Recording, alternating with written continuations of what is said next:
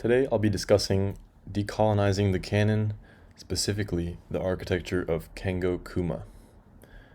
Kengo Kuma was born in Yokohama, Japan in 1954. As a child, he was raised in a very small traditional Japanese wooden house with shoji rice paper doors and tatami mat floors. He recalls how he lived in that house with warmth, and he loved the sense of security he felt there. He remembers the richness of the materials and the quality of detailing and craftsmanship that were present throughout the simple house. His father was an architect, and at 10 years old, his father took him to the site of Yoyogi National Gymnasium, designed by Kenzo Tange and recently completed for the 1964 Tokyo Olympics. The young Kengo was mesmerized by the dramatic swooping roof form and determined at that moment he wanted to be an architect and do things like that too. He graduated from University of Tokyo in 1979, worked for some building contractors, then studied at Columbia University in 1985 and 86, before founding his own architectural firm in 87. His firm has since expanded to over 200 employees in both Tokyo and Paris. Early in his life, Mr. Kuma was inspired by the bold forms of the late 20th century architects like Kenzo Tange, as well as Philip Johnson and Frank Gehry, both of whom he met while at Columbia University. Kuma notes that his biggest influence was Hiroshi Hara, his professor at the University of Tokyo, and Kengo experimented early in his career with bold postmodern forms as well, but he credits a lengthy trip he made to the Sahara Desert in the 1980s for inspiring him to turn his attention to natural building materials and simple building techniques. He began to feel that the world was no longer needing bold architectural forms, but rather ways to reconnect with nature. He felt that people need to escape from the concrete and steel boxes of the 20th century and interact with tactile materials that stir the human spirit, such as wood, stone, water, bamboo, ceramics, and living plants.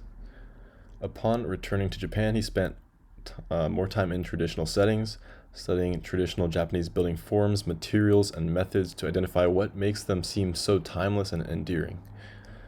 And he studied the siting of the buildings within the surrounding environment, noting how they seem to be derived naturally from their settings.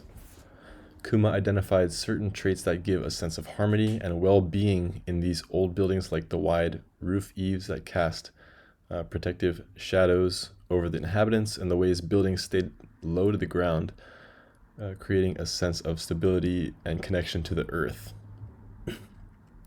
He wanted to design buildings that were influenced by these traditional designs while not copying them in a nostalgic way. The design approach he ultimately synthesized is not a style, but rather a dialogue between architecture, people, and nature. Though he has become a master of the use of natural materials in his work, Kuma said the most important material in architecture is light, and a consistent theme within his design work is a kind of spatial immateriality, as demonstrated in some of the following project examples. This is the water and glass house in Shizuoka, Japan.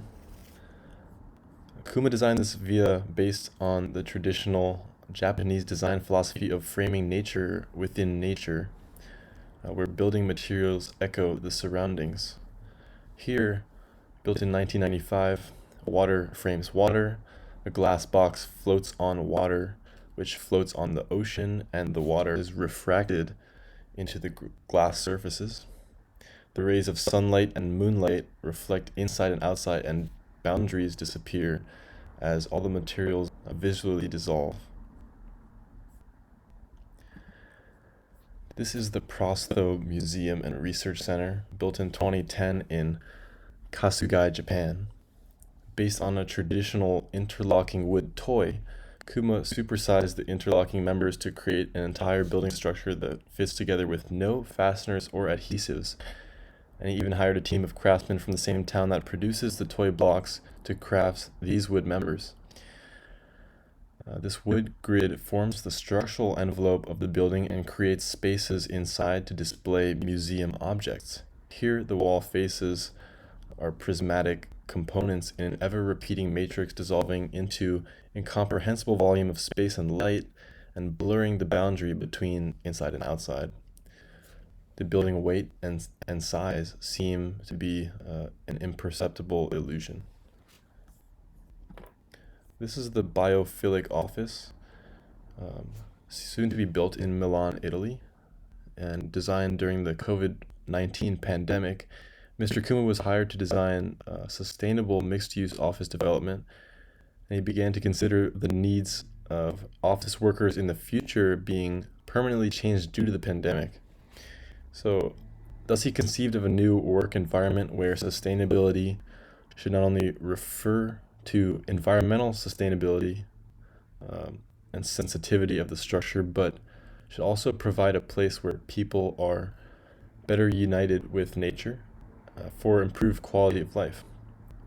In keeping with the things Kuma learned about the relationship between people and buildings, he designed these buildings low to the ground instead of a tall skyscraper with warm wood materials, wide eaves for shading, and ample glass for views out to many terraces, courtyards, and gardens throughout the site. The building has all the latest technology and sustainability elements for a zero emissions building, but beyond that, Kuma designed the building for a more sustainable lifestyle, offering workers many opportunities to get out into nature and experience a healthier lifestyle, working, shopping, and dining, and etc. Interviews with the architect show his enthusiasm for this latest project, which has all the materials he loves: timber, light and air, and greenery, and new lifestyle choices that he feels are going to be the future of urban life. Kengo Kuma's innovations that contribute to the Western canon of architecture include his rejection of modern architecture's obsession with forms, his rejection of historicism's nostalgia in favor of expressing a relationship between architecture and humanity and also nature. He writes about these architectural ideas in his book Anti-Object, The Dissolution and Disintegration of Architecture from 2008, in which he criticizes the objectification of Western architecture and discusses his intent to establish a healthy relationship with the outside world. But beyond the rejection of the obsession of form, perhaps Kuma's greatest contribution to architecture is his mastery of materials and ability to transcend those materials to express the pure elements of light and space.